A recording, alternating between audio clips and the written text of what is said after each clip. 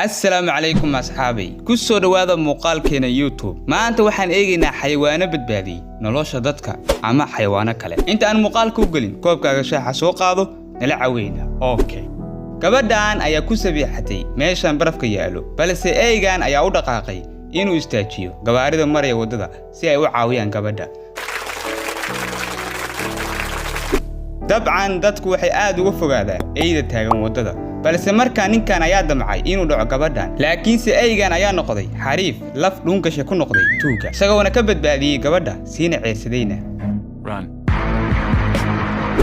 dabcan ninkan ayaa ku harqaday biyaha wuxuuna u wacay eeygiisa kaasoo u soo orday dhanka mulkiilihiisa isagoo helay goobtu joogay wuxuuna isku tuuray biyihii kana soo badbaadiyay mulkiilihii biyaha Good job! ninkan wuxuu nasiib ku lahaa in goobtiisa shaqada uu soo kaxaysto eeygiisa haddaba nin tuuga ayaa damcay inuu dhaco ninkan balse wuxuu dagaal adag kala kulmay eeygi kaasoo jahwareer ku dhigay xariifkii tuuga ahaa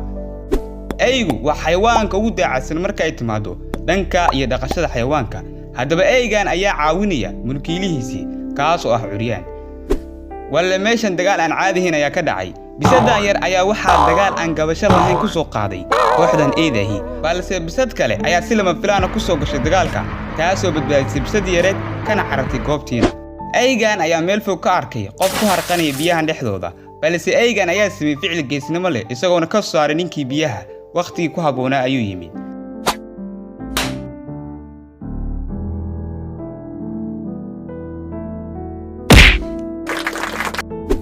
goobtu waa South Africa odaygan 59 sano jirkaahi ayaa markii uu ku soo laabtay gurigiisii kana yimid bangiga halkaas uu kala soo baxay lacagtiisa mushaarka ayaa labadan nin soo weerareen kana qaadeen furihii gaariga waxayna sidoo kale weydiin meesha lacagtu taalo nasiib wanaag waxa mashaqada maqashay gabadhii uu awoog u ahaa waxayna soo deysay labadii ay ee xaafadda joogay mid kamid ah eeyda ayaa kala tuuray mid kamid tugta balse nasiib xumo burcadii ayaa ku riday eeygi 3 xabadood mid ayaa kaga dhacday dhanka dhabarka labana maysan helilin nasiib wanaag waxa daryeelay qolada caafimaadka waan uu ka bogtay bal eeg dhalaankan yar ee eeygahi wuxuu sameeyo kadib markii uu arkay cunug yar oo gurguranaya wadada geeskeeda ayuu bilaabay inuu dhex istaago wadada si loo badbaadiyo cunugan yari nasiib wanaag darawalkan ayaa u suurta gashay inuu badbaadiyo cunugan yar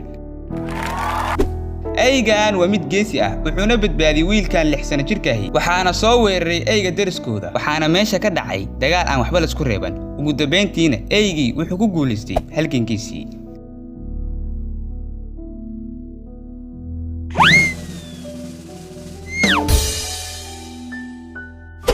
mid kamid ah eeyda wadada ayaa soo weeraray cunugan yar balse nasiib wanaag waxa goobta yimid bisadan yar taas oo ka mashquulisay eeygii cunugii yaraa taasoo keentay inuu meesha ka baxsado waxaana ku soo yaacay dadkii ka agdhawaa goobta ninkan tuugaahi ayaa u soo dhacay guriga isagoo hunguri ka galay TV-ga balse intuusan ku dhaqaaqin qorshihiisa ayaa waxa soo baxday haweeneydan taasoo markii aragtayba ku carartay gudaha guriga balse tuugii ayaa daba carray haweeneydii iyadoona isku dayday inay badbaadiso nafteeda balse nasiib wanaag waxaa la joogay eeygeedii kaasoo si truus u soo weeraray tuugii eeygan walla waa geesi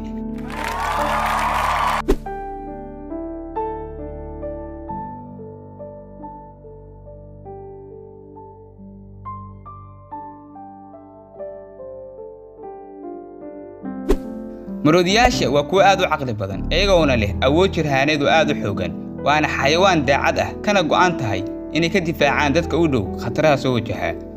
markii dawacadan ay soo daba gashay bisadan ayaa bisadii ku carartay dhankaas iyo eeygii dariskeeda ahaa kaas oo cod cabsi leh goodina ku jirto u gudbiyay dawacadan dawacadiina golaha nafteeda khatar ma galin karo wayna iskaga tagtay goobtii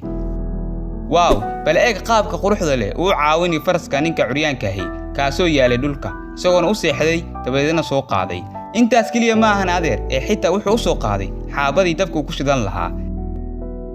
ciyaalkii yaryarka ahaa ee qoyskan ayaa hurday guriga balse maskubrahan ayaa soo galay guriga laakiin wuxuu dagaal laba wajahood kala kulmay labadan eey kuwaasoo ku qaaday dagaal aan waxba la isku harin iyagoona intaas u sameeyay inay ilaaliyaan badqabka qoyskooda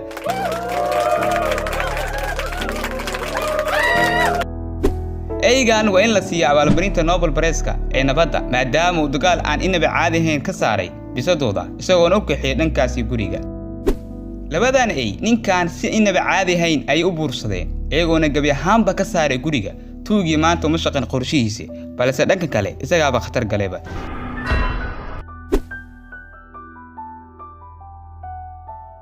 tuugan ayaa isku dayay inuu xado mootadan isagoona dejinayay qorshihii ku kaxayn lahaa, balse si lama filaan waxaa goobta yimid eygii ninkii mootada lahaa kaasoo bursay tuugii. dawacadan ayaa soo gashay goob khaldan iyadoona raadinaysa cunto ay cunto, waxayna isku dayday inay gasho buulka digaagadda, balse waxaa sheekada ogaaday labadan ey kuwaasoo bursay dawacadii tuugada ahayd.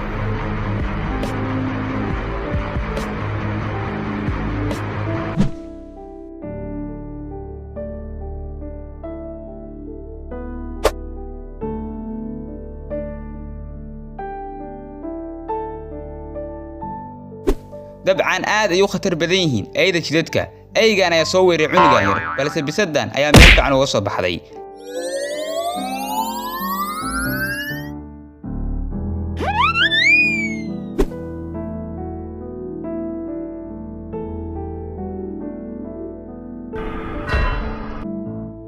digaagaddan waxaa soo weeraray shimbirka gorgorka isagoona rabay inuu ka dhigto nolol maalmeedkiisa, balse wuxuu dagaal xun kala kulmay digaagad kale. dagaalkii uu sii xumaaday ilaa goobta ay soo gaartay ridan, taasoo soo afjartay dagaalkii kaasoo qaatay daqiiqado badan.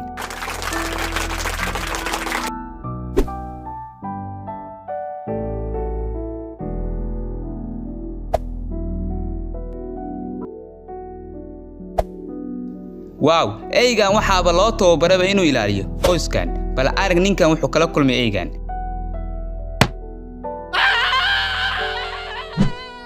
dameer farowgan wuxuu leeyahay saaxiib garab taagan kaas oo aan meelna aan uga cararaynba. gooshii waxbaa helay walle, maanta maalinteeda ma ahan.